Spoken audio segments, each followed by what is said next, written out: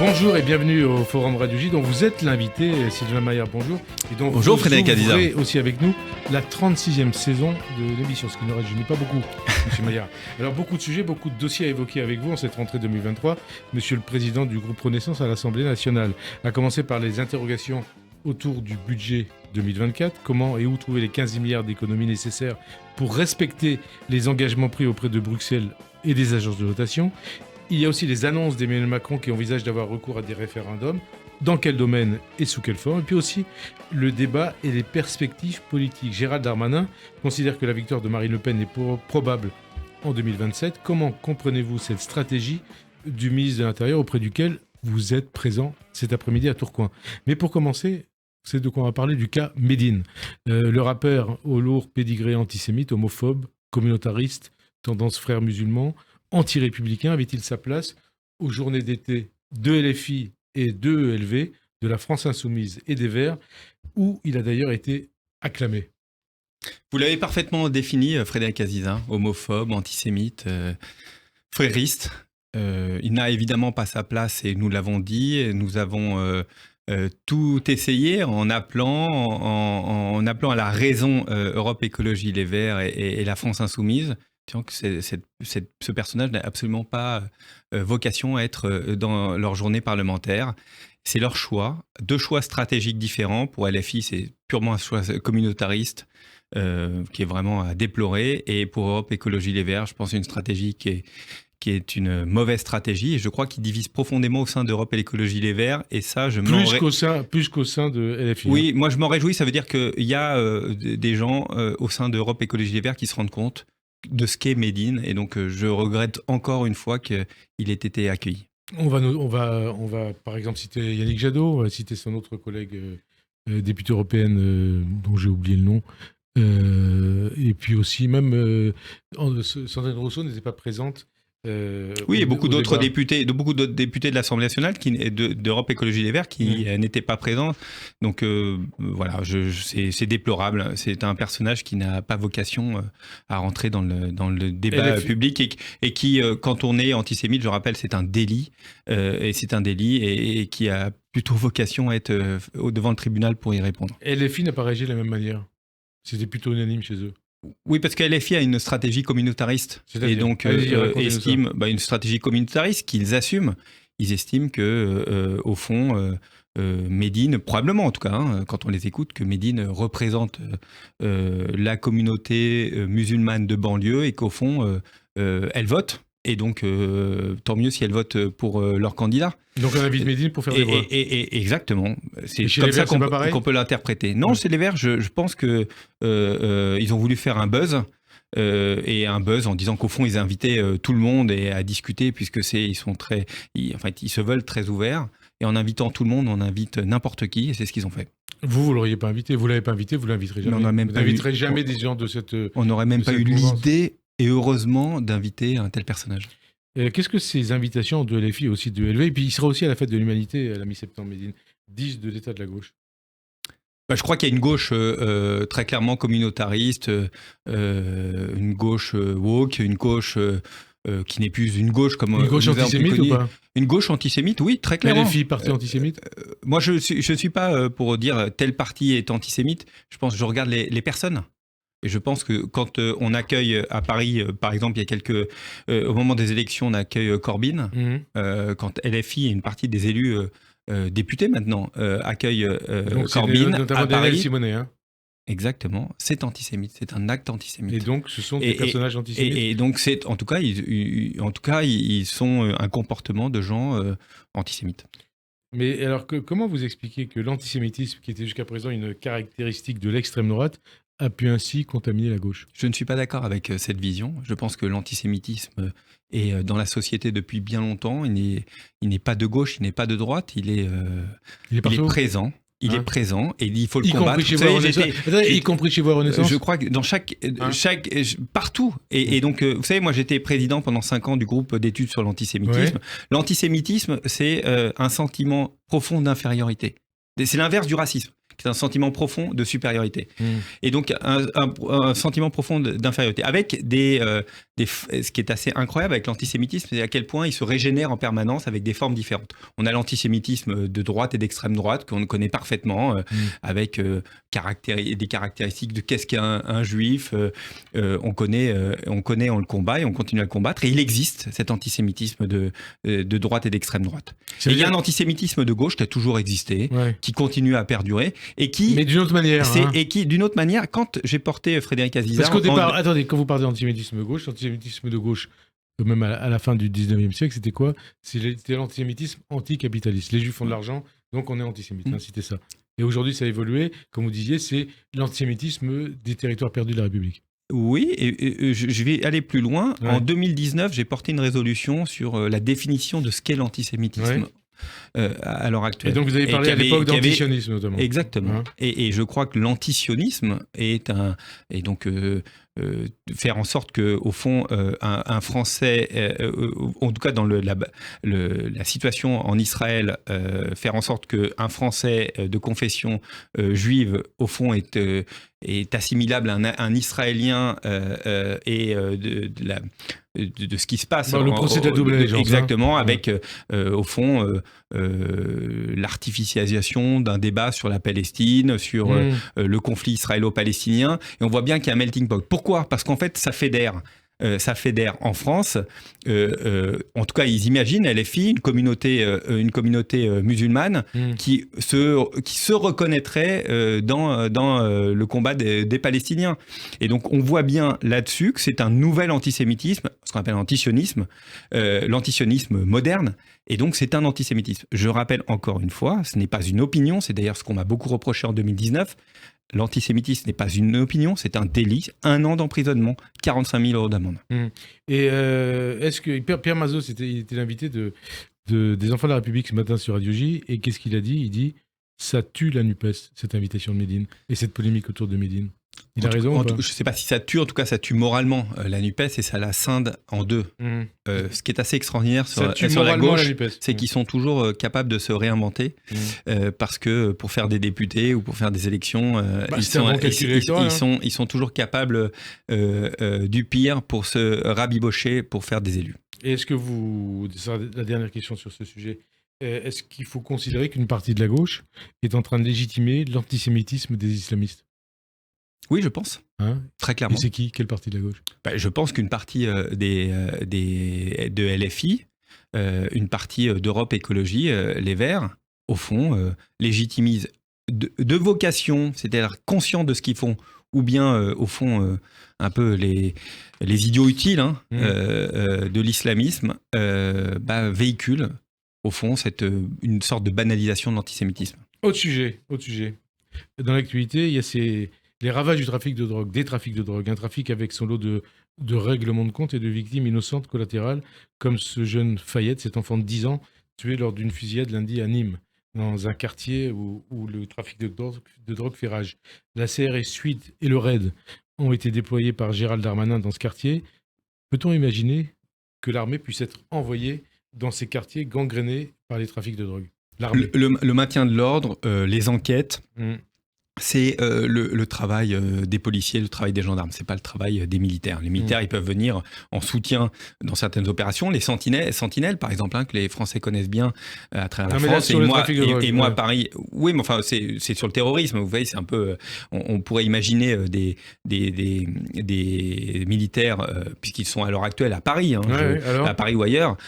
Mais en fait, c'est pas leur métier. Leur métier, c'est pas de faire du maintien de l'ordre. Ils sont absolument pas formés pour ça. Mais quand c'est face à des gangs qui sont surveillés d'armes de guerre. Oui, mais eux-mêmes sont armés avec des armes de guerre. Donc, c'est un métier d'être policier. Et donc, il faut des policiers, des gendarmes en face, en face de ces délinquants pour les arrêter et pour les traduire devant la justice. Gérald Darmanin qui pointe d'ailleurs les consommateurs. Il dit sans eux, c'était vendredi sur RTL, il a redit depuis, il n'y aurait pas d'offre et donc il n'y aurait pas de trafic.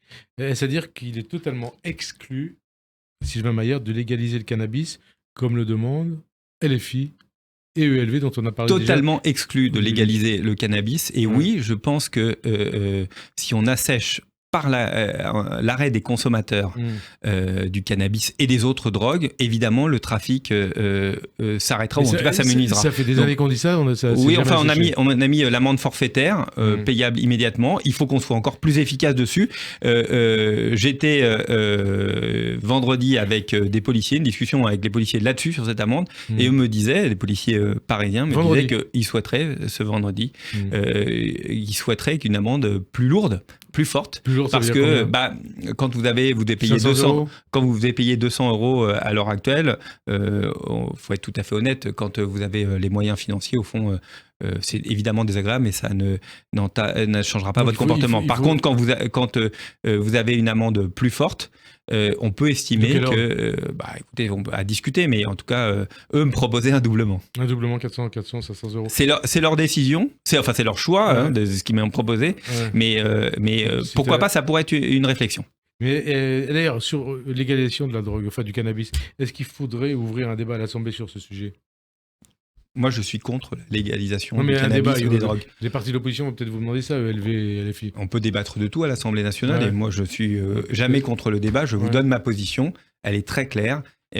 Sur ce qui est le cannabis et l'ensemble de ces drogues, elles doivent être interdites, et il faut pénaliser le consommateur, parce que c'est comme ça qu'on réussira à sécher le marché. Et moi qui suis député du centre de Paris, donc moi j'ai pas de quartier prioritaire dans ma circonscription, mais enfin j'en vis régulièrement les difficultés de certains quartiers, et dont les consommateurs, pour une partie des consommateurs, habitent ou vivent dans ma circonscription, ou travaillent dans ma circonscription. Donc je pense qu'il faut être solidaire sur cette difficulté extrêmement impactante pour nos quartiers. Donc il faut faire en sorte que les consommateurs ne consomment plus. D'ailleurs, c'est aussi un sujet de santé publique. Un sujet de santé publique. D'ailleurs, vous avez déjà consommé de la drogue ou pas ? Jamais. Pas une seule fois. Jamais. On en vient aux interrogations autour du budget 2024. Est-ce que vous confirmez que le débat budgétaire et le budget vont être compliqués à boucler ? C'est toujours compliqué de boucler un budget, mais nous avons une trajectoire extrêmement ambitieuse, vous le savez, c'est de revenir aux 3% de déficit en 2027, et donc il faut faire en sorte de trouver non pas des économies, mais en tout cas que chaque euro dépensé d'argent public soit un euro bien investi.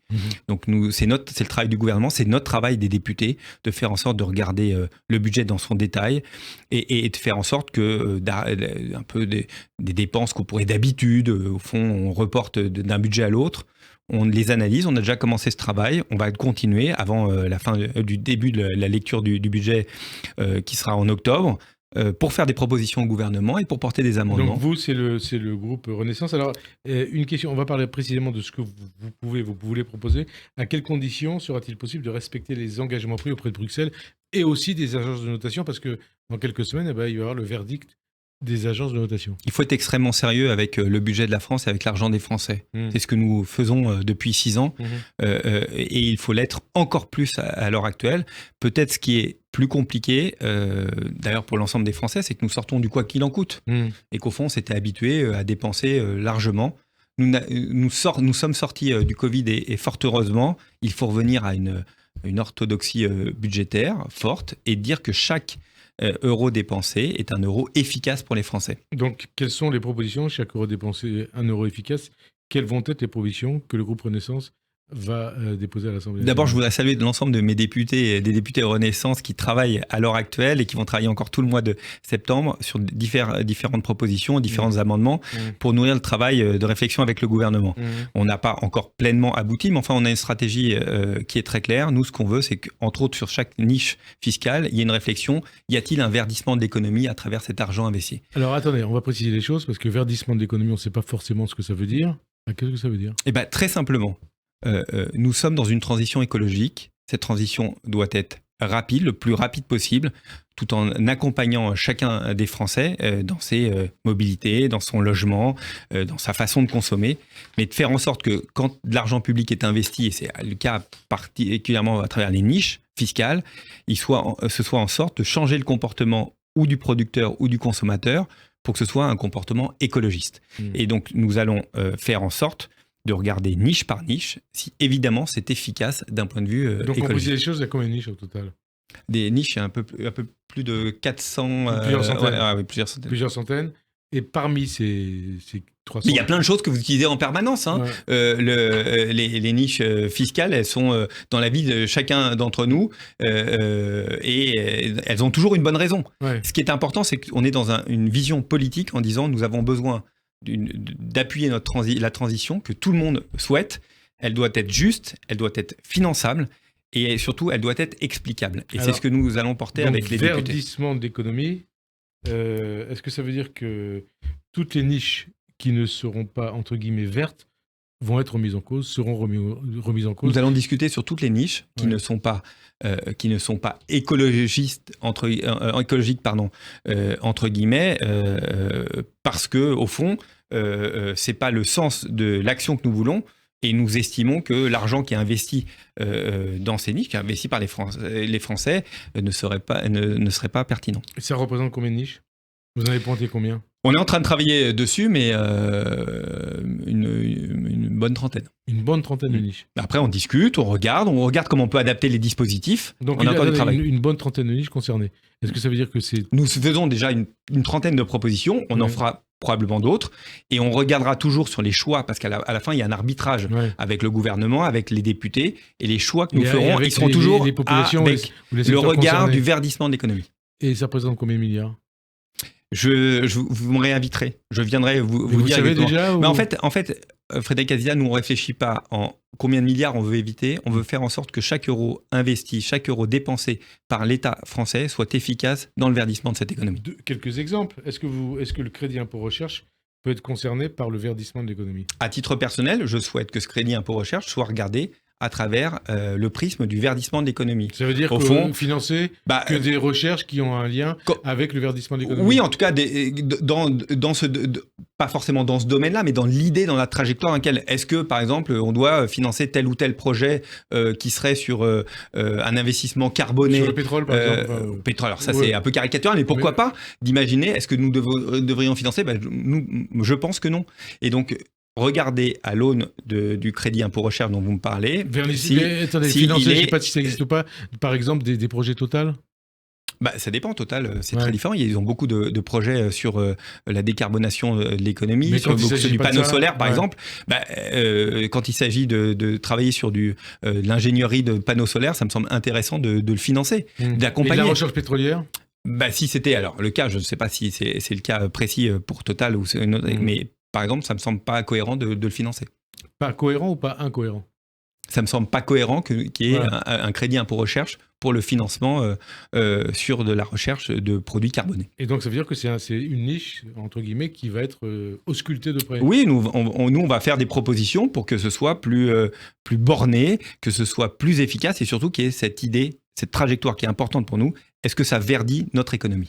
Il y a aussi un autre sujet, le GNR, le gazole non routier. C'est un carburant, on précise pour nos auditeurs, de couleur rouge, conçu pour alimenter les moteurs des véhicules non routiers, principalement dans les secteurs agricoles, forestiers, fluviaux ou les travaux publics qui bénéficient d'un régime fiscal avantageux.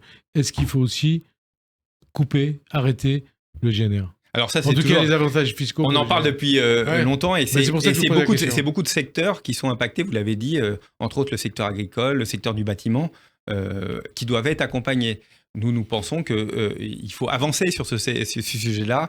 Ça fait des années qu'on le dit. Exactement, mais il faut qu'on puisse compenser les entreprises qui pourraient être, du fait de cette annulation de cette niche fiscale, on puisse compenser une partie de ces entreprises pour qu'elles puissent continuer. Moi, je pense aux agriculteurs. Regardez, par exemple, Frédéric Azizat, les agriculteurs. Les agriculteurs, pour beaucoup d'entre eux, ont du mal à boucler les fins de mois. Et encore, c'est un euphémisme. Alors, si on leur coupe le GNR? Donc, il faut qu'on puisse compenser ce qu'ils perdent d'un côté avec une aide pour développer leur travail et leur travail agricole. Si d'un côté, mais l'idée, c'est d'arrêter le financement d'une matière carbonée, d'un gazole carboné, et donc réfléchir comment on accompagne ceux qui sont à l'heure actuelle utilisateurs pour des bonnes raisons, souvent parce que ça n'existe pas encore, par exemple le véhicule électrique, qu'on puisse les accompagner pour qu'ils puissent aller dans la transition. Il ne faut pas qu'ils se sentent lésés, mais qu'ils ont tous envie, de toute façon, d'être dans cette trajectoire-là. Qu'on puisse les accompagner pour rentrer dans cette trajectoire. Donc, nos investissements doivent être pour les accompagner pour rentrer dans une trajectoire non carbonée, mais pas financée le carbone. Si d'un côté, vous vous mettez fin aux avantages fiscaux du GNR et de l'autre côté, vous compensez, il n'y a pas de bénéfice pour l'État. Si, parce qu'en fait, moi, mon bénéfice, c'est pas de gagner de l'argent là-dessus. Ouais. C'est de faire en sorte que les comportements changent et que les véhicules, que ce soit tracteurs, que ce soit des véhicules de travaux publics, soient maintenant conçus et réfléchis pour être électrifiés. Est-ce que votre groupe, donc le groupe Renaissance à l'Assemblée, est favorable à la taxation des jets privés, voire une taxation accrue de l'aviation commerciale ? Le ministre Clément Beaune en a parlé et nous, notre position elle est très claire. Il faut que ce soit une décision européenne. Une décision française n'a aucun sens. Ce serait un contournement de notre législation. Ils iraient se remplir ailleurs et donc ce serait inefficace. Donc oui, pour une réflexion au niveau européen et moi, à mon avis, la trajectoire elle est très claire. Elle sera au niveau européen. Il y aura une taxation. Mais on ne sait pas quand. Hein. Ouais, vous savez, dans tous les pays, il y a la même discussion. Hein. Ouais. Tout le monde est impacté par le réchauffement climatique. Toutes les populations veulent qu'il y ait des éléments forts. Donc oui, à mon avis, ça va vite. L'unanimité de tous les pays de l'Union. Donc ça c'est pas vous savez, on a vécu beaucoup de choses dans l'Europe où on n'aurait pas pu imaginer encore il y a quelques années. Donc je pense que ça fait partie du sens de l'histoire. Mais par contre, ça doit être au niveau européen. Est-ce qu'il faut taxer les golfs qui sont dans le collimateur des écologistes ? Ce qu'il faut, c'est surtout. Si vous êtes golfeur, mais. Oui, je suis golfeur, vous le savez très bien. D'ailleurs, vous savez, d'abord, les golfs, dire qu'ils ont fait beaucoup d'efforts depuis des années, avec beaucoup de récup d'eau, du traitement d'eau en circuit fermé. Ils font, et je sais qu'en France, on n'arrose plus, par exemple, tout ce qu'on appelle les fairways, les grandes parties, mais uniquement les greens, donc ce qui est autour du trou. Il y a des vraies améliorations. Après, on veut accueillir aussi des touristes. Il faut qu'il y ait des loisirs. Je crois qu'il y a il y a un équilibre à trouver, mais je sais que, en tout cas, le milieu de la Fédération française de golf, avec Pascal Grisot, son président, font tous les efforts possibles pour consommer le moins d'eau possible. Vous êtes un expert en golf. Je vous dis, j'aime bien le golf. Vous aimez bien le golf. Quelque part, je suis sûr qu'on va vous dire, après vos déclarations, que vous piquez des idées défendues jusqu'à présent par ELV. C'est ça ou pas ? Je ne sais pas si on pique des idées défendues par Europe Écologie Les Verts. Il y a des choses sur lesquelles on peut se retrouver. Ce qui est certain, c'est que nous, on veut que cette transition écologique, elle soit financée et qu'elle soit acceptable par la population. Et donc, non seulement trouver les financements, ce n'est pas toujours facile. 7 milliards encore qui ont été débloqués en plus par Elisabeth Borne il y a quelques semaines. Et à côté de ça, de faire en sorte que chaque dispositif puisse trouver un financement, une aide, un accompagnement pour changer le comportement des Français, l'accompagner, pas les culpabiliser. Moi, je ne suis pas Europe Écologie qui culpabilise les gens. Moi, je suis pour les accompagner parce que je pense que chacun d'entre nous a envie de faire un effort, et un effort important, mais il faut qu'il soit accompagné à la hauteur de ses besoins. Puisque vous parlez de verdissement de l'économie, ça pose aussi quelque part le problème de la voiture électrique. Vous êtes élu de Paris. À Paris, il y a un système de bornes électriques. Jusqu'à il y a 3 ans, c'est la mairie de Paris qui gérait ces bornes électriques. Ça coûtait, je crois, une 50aine d'euros par an. Et le chargement des batteries, c'était minime. La concession a été cédée par la mairie de Paris à une entreprise privée. Et le coût du chargement des batteries a été multiplié par 2, 3 ou 4. Est-ce que c'est normal ? Alors, c'est un sujet particulier parce que quel est le prix de revient et de l'investissement dont on a besoin pour être à la hauteur d'une ville dont on souhaite que le maximum, voire la totalité des véhicules soit mis en électricité. Oui, il y a eu un budget, il y a eu un financement fait. Vous savez, au bout d'un certain nombre de bornes installées dans une rue, en fait, il faut recabler l'ensemble du système pour pouvoir faire passer suffisamment de charge. Donc, il faut regarder, je ne suis pas dans le détail du dossier de ce que coûterait l'installation de nouvelles bornes. En tout cas, ce qui est certain, c'est que plus on rendra ce système cher, moins les Parisiens, ou dans d'autres villes, seront incités à acheter une voiture électrique. C'est une voiture, pour le bon nombre de Français, c'est largement utilisable, une voiture électrique. Il faut qu'on les accompagne. On va préparer. On va faire un leasing à 100 euros dans les mois qui viennent. Vous savez, c'est une promesse électorale. Mais il y a le problème du chargement, du coût du chargement électrique. Et par contre, le coût du chargement électrique doit être le plus bas possible. En même temps, il faut des investissements parce qu'il faut faire venir cette électricité dans la rue. Et en masse, ça coûte, ça demande quand même une électricité, une puissance. 10 à 15 milliards d'économies à trouver. Est-ce que sans ces milliards d'économies, la France sera en faillite ? D'abord, nous allons trouver les milliards dont nous avons besoin. Pour nous, c'est essentiel que nous puissions garantir les finances publiques c'est un souci de crédibilité, mais c'est aussi ce que nous devons aux Français. L'argent dépensé, je vous l'ai dit en début d'interview, chaque euro dépensé de l'argent des Français, dépensé pour les Français doit être efficace. Dans le viseur du gouvernement, les dépenses de santé, contrôle accru des arrêts maladie, hausse de la franchise à 1 euro pour les boîtes de médicaments, ou les aides à l'emploi jugées mal ciblées, apprentissage, compte personnel de formation. Est-ce que vous croyez vraiment que vous allez pouvoir faire avaler la pilule aux Français, aux assurés sociaux, aux oppositions, et d'ailleurs même aux députés de votre groupe? On va regarder proposition par proposition. Pour le moment, elles ont été formulées comme vous l'avez fait, Thomas, par exemple sur un dossier que je connais bien, sur la formation professionnelle et l'apprentissage. Il y a évidemment des sources d'amélioration. On a un formidable bilan sur l'apprentissage, vous le savez, avec une multiplication presque par 3 du nombre d'apprentis entre 2018 au moment de la non, mais après, c'est liberté. des économies, ou faire des économies. Oui, mais c'était notre objectif et nous sommes allés à l'objectif malgré le Covid, malgré les difficultés, à cet objectif et on transforme la société. Et se former, pour nous, essentiel. Par contre, il y a des abus. Parce que, Frédéric Cazizat, il y a des abus, on les combat.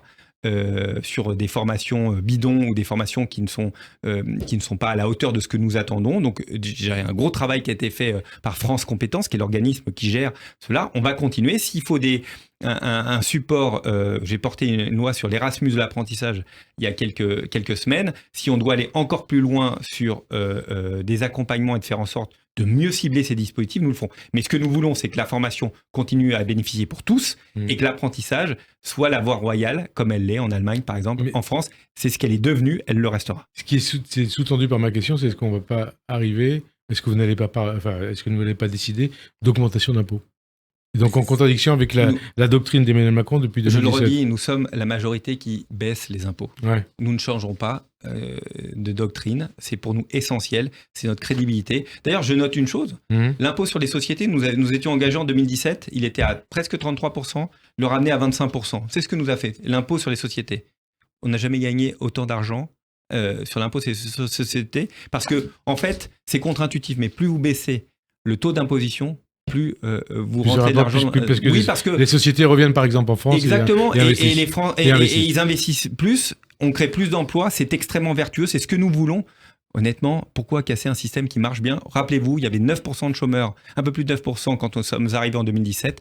On est à presque 7%. 6,7%. Et notre objectif était à 5% à la fin du quinquennat.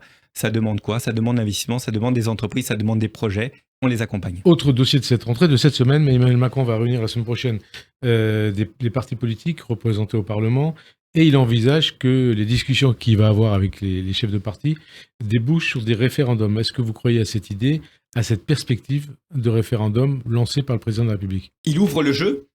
Il explique, je crois, parfaitement clairement qu'on ne peut pas rester dans la situation à l'heure actuelle où l'opposition, au fond, ne cherche qu'à s'opposer sans vouloir construire, tout en disant qu'elle veut construire. Donc je crois que c'est un jeu de dupes auquel jouent ces oppositions depuis un an. Il les met en face de leurs contradictions. Et au fond, moi je vois même à l'Assemblée, les députés d'opposition raisonnables. On en trouve chez les socialistes, on en trouve à Europe Écologie Les Verts, on en trouve aussi chez l'LR, on en trouve chez Lyot. Ils ont envie de construire. LFI, RN? Non, LFI, RN, nous ne travaillons pas avec Sandor Delarc, républicain.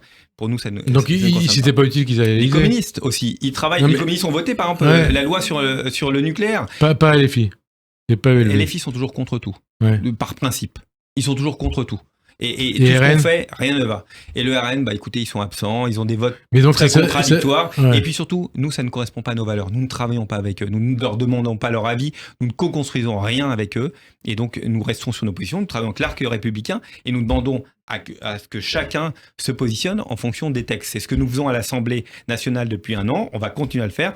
Moi, je vais pousser les textes transpartisans qu'on co-construit avec nous, la majorité et un groupe au moins de l'opposition, qui nous permet d'avoir des majorités encore plus solides et qui permet, je crois, de répondre à ce que nous ont demandé les Français, en fait, l'année dernière. C'est-à-dire qu'ils vont donner une majorité claire à Emmanuel Macron, mais pas la majorité absolue, c'est-à-dire qu'ils lui ont demandé de construire aussi en écoutant les oppositions. Donc la question, une opposition raisonnable. La question, c'était sur le référendum. Comment vous faites? Comment fait Emmanuel Macron pour pouvoir organiser des référendums? Le référendum, ça a toujours existé. Oui, mais il y a longtemps qu'on n'a pas fait. Oui, parce que ça a souvent été des catastrophes. Ce qui est difficile dans le référendum, je trouve que c'est intéressant dans ce que propose le président de la République, c'est L'idée du référendum, c'est qu'en fait, on ne répond pas à la question, on répond à celui qui pose la question. Voilà. Et on précise les choses. Hein. Souvent, le référendum, ça s'est vu à quelques reprises, quelques reprises ces dernières années. C'est un plébiscite pour ou contre le président de l'exercice. Donc nous, l'idée d'Emmanuel Macron, c'est de dire quoi ? C'est de dire ces référendums éventuels, auxquels on arriverait après une discussion sur un texte, en fait, ils seraient portés au fond par la majorité et une partie des oppositions. Puisque ce serait. Donc ce ne serait pas le président de la République. Ce ne serait plus le président de la République. C'est un vrai référendum sur une idée, sur une proposition, et qui serait voté en fonction de la question qui est posée et non plus en fonction de la personne qui est posée. Ça veut dire que ce serait quelque part un référendum parlementaire. Oui, enfin, on peut. Issu des travaux du Parlement, quoi. Qui pourrait être issu des travaux des parlements ou issu des travaux des différents partis. Ouais. Mais évidemment, le Parlement aurait son mot à dire. Mais l'idée, elle est simple, c'est que ce soit porté par non pas uniquement le président de la République, uniquement le gouvernement, uniquement la majorité, c'est que ce soit des questions qui sont posées par la majorité et une partie de l'opposition. Ça veut dire qu'il faudrait que ces référendums soient proposés quelque part par une coalition de partis. Pas une coalition en tout cas d'idées, mais enfin, vous savez, à l'heure actuelle, je vais vous dire, j'ai très clairement, Frédéric Azia, sur chaque texte, nous cherchons une majorité à l'Assemblée nationale. Et d'ailleurs, je note qu'on n'a jamais voté autant de textes, dont beaucoup à l'unanimité ou quasi-unanimité à l'Assemblée nationale. Donc à chaque fois, notre travail, et singulièrement mon travail à l'heure actuelle, c'est de trouver des majorités pour chaque texte. Donc se dire que nous faisons ça de façon encore plus massive du texte, encore plus transpartisan, et que le président de la République s'inscrit encore plus dans ce projet-là, moi, me semble une bonne idée. Mais est-ce que vous croyez vraiment que les partis d'opposition feront ce cadeau à Emmanuel Macron de leur offrir des victoires à un ou plusieurs référendums sur un plateau ? Vous savez, quand vous faites de la politique, c'est que vous voulez impacter la vie des Français. Vous voulez participer, vous voulez pas être un spectateur. Vous pouvez être spectateur pendant 1 an à l'Assemblée nationale et puis après vous vous apercevez en disant mais c'est à quoi je sers. Et au fond, je pense que dans cet arc républicain, chaque député, chaque sénateur, chaque élu a envie de participer à l'action publique et donc il doit naturellement trouver sa place, mais il faut construire et donc prendre des risques aussi par rapport à son opposition. Alors justement, mais je crois qu'ils entendent aussi les Français. On entend sur le terrain en disant construisez des solutions pour nous. Alors, et les opposants, ils entendent ça aussi. Prendre des risques par rapport à son opposition, ses oppositions, c'est-à-dire que je suppose que vous êtes conscient que pour que ça marche, cette histoire de référendum, il faudra reprendre des propositions, des référendums proposés par les oppositions. En tout cas, il faudrait que ce soit co-construit avec la majorité et une opposition. Alors, quelques exemples, l'immigration par exemple. Un référendum ou pas ? Les oppositions, la droite et l'extrême droite le demandent. Moi, je pense sur un sujet... Ce qui est difficile dans un référendum, c'est évidemment, ça doit être une question extrêmement claire, avec une réponse oui ou non. Vous savez, la question claire, c'est est-ce que vous êtes pour ou contre les immigrés en France, c'est ça ? Donc, est-ce que cette question, au fond, vous dites oui ou non, va changer. C'est-à-dire qu'est-ce que la structure même de ce qu'est la France, et c'est un pays d'immigration, ce sur quoi on peut discuter, c'est quel niveau d'immigration on veut avoir en France. D'ailleurs, c'est la loi et le projet de loi que nous portons et que porte Gérald Darmanin. Mais dire est-ce qu'on est pour ou contre les immigrés dans la question que vous venez de poser, évidemment, cette question ne peut pas exister. C'est une question qu'on entend dans le... Mais alors non. Très clairement, cette question ne peut pas exister. Mais est-ce qu'il peut y avoir un référendum sur l'immigration ? Si on arrive à trouver une question d'abord qui est pertinente et qui permet de solidifier un texte, pourquoi pas, mais évidemment pas une question basique comme celle que vous venez de parler. Donc question pertinente, oui. Moi, je pense qu'il ne faut jamais occulter dans la vie politique l'évolution, les discussions qu'on peut avoir les uns avec les autres. Donc, je ne vais pas vous répondre de façon basique comme on pourrait répondre de façon basique. Pourquoi on parle beaucoup d'immigration ? Parce que c'est un sujet qui est dans la tête des gens, dans le débat politique depuis des dizaines d'années. Et donc, moi, ce qui est important, on se dit, est-ce que ce ne serait pas salutaire de régler ce problème une fois pour toutes, notamment par référendum ? Mais vous savez quoi ? C'est un sujet qui est extrêmement important et qui va arriver au Parlement dans les semaines qui viennent.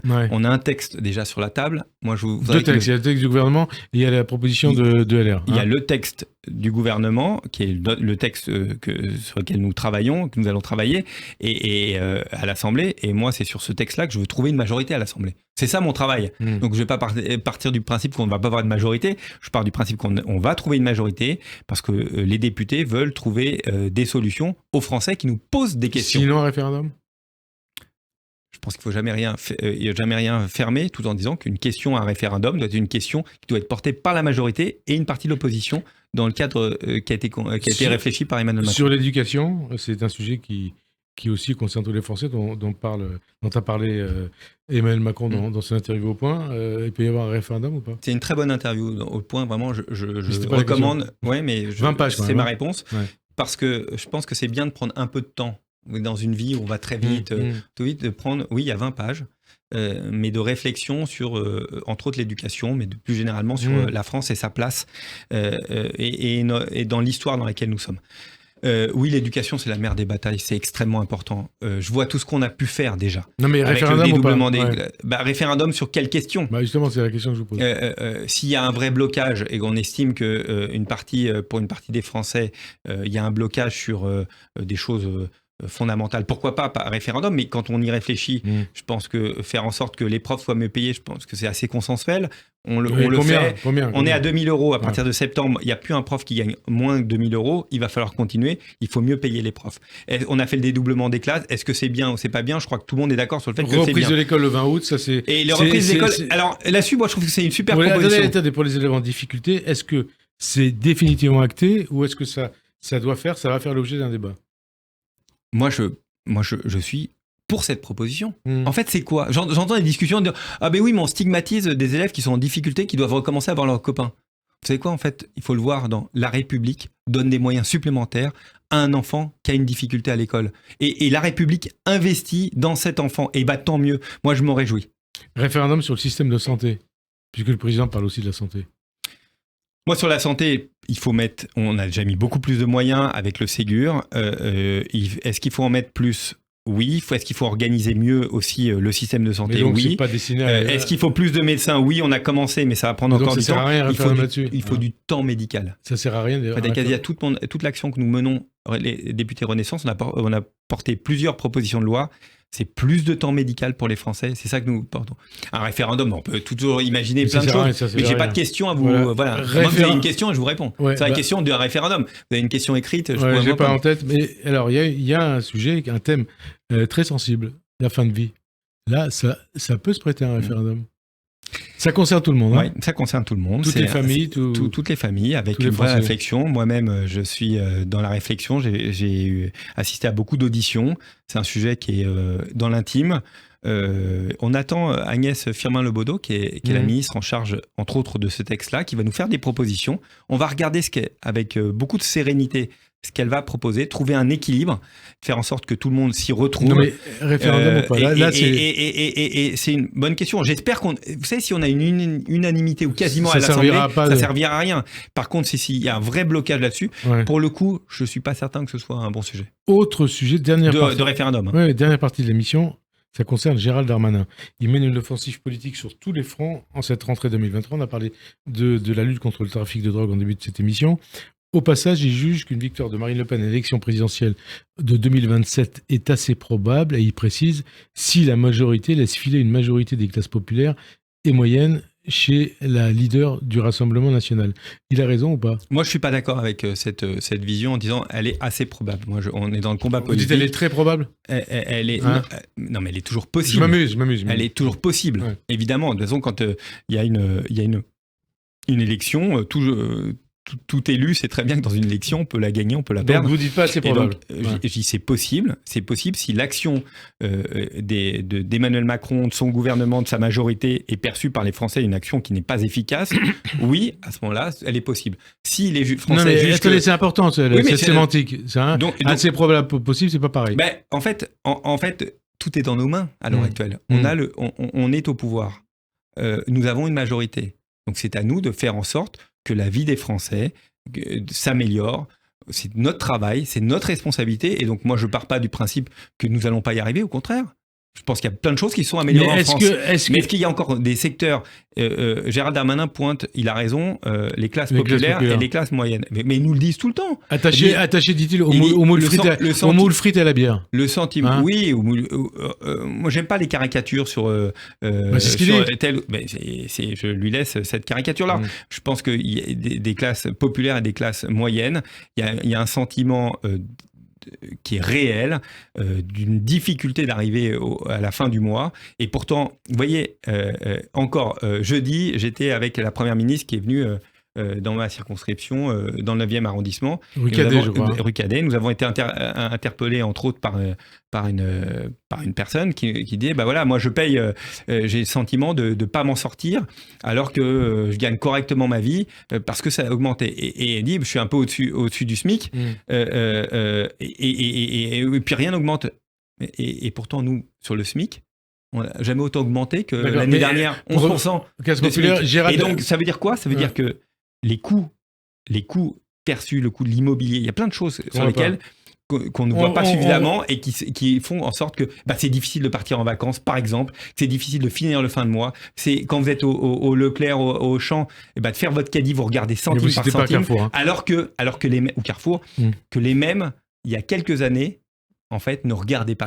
Et c'est ça qui est le sentiment de déclassement. Il reste 4 minutes, beaucoup de questions, il faut aller vite. Est-ce qu'un ministre de l'Intérieur, le monsieur élection du gouvernement, qui plus est l'un des dirigeants de la majorité, a eu raison de dire ça? La victoire de Marine Le Pen est probable. C'est sa perception, mais c'est comme je vous l'ai dit, en tout cas c'est un signal d'alerte pour qu'on a tous, en disant, on sait très bien ça fait 2 élections présidentielles où Marine Le Pen est au second tour. Évidemment que c'est un vrai risque, mais la chance que nous avons, c'est que nous sommes au pouvoir et que nous avons les moyens de changer les choses. Qu'est-ce que vous comprenez à la stratégie de Gérald Darmanin? C'est attention 2G, ou si vous ne vous ralliez pas à mon panache blanc, à ma candidature en 2027, c'est perdu et ce sera Marine Le Pen. Non, Gérald Darmanin, il fait partie d'une majorité. Il a toujours été loyal au président de la République. Il porte quand même une politique importante qui est la politique de la sécurité des Français et il fait des propositions.